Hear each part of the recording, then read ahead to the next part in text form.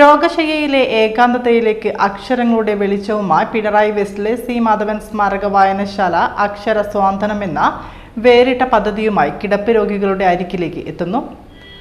വായനാ ദിനത്തിൽ തുടക്കം കുറിച്ച ഈ പദ്ധതിയിലൂടെ രോഗികൾക്ക് പ്രിയപ്പെട്ട പുസ്തകങ്ങൾ ഇനി ഗ്രന്ഥശാല പ്രവർത്തകർ വീട്ടിലെത്തി വായിച്ചു കേൾപ്പിക്കും.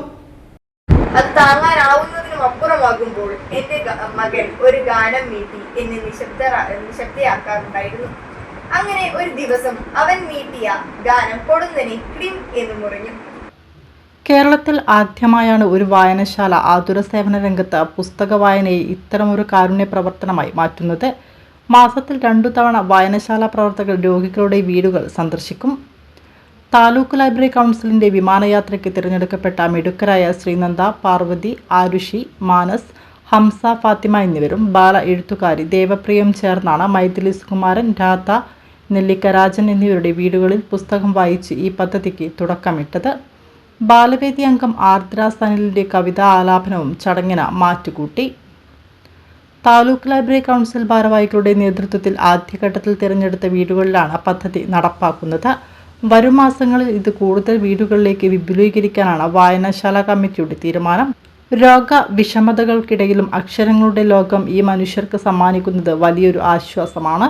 Taluk library council secretary V Pradeepan, K Sanilkumar, KP Ramakrishnan തുടങ്ങിയവർ പരിപാടിയിൽ പങ്കെടുത്തു.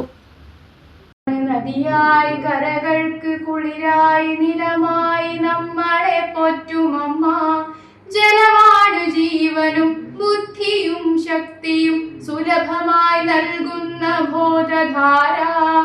ജലമാണ് ചലനത്തിനാധാര ചാരുത, പരമാണ് പൊരുളാം പ്രപഞ്ച സത്യം. പുൽത്തേരുമായി നിന്നെ ആനയിക്കാൻ ക്രൂരനെത്തിയെന്നത്രേ. കരിഞ്ഞ റോസാപ്പൂവിന്റെ സുഗന്ധം വ്യാപിച്ചു.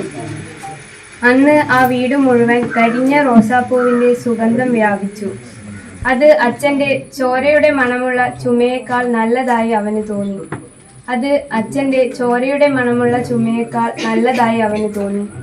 ഇത് ഒരു ലഹരിനെയൊക്കെ സംബന്ധിച്ചിട്ടുള്ള ഒരു കവിതയാണ്.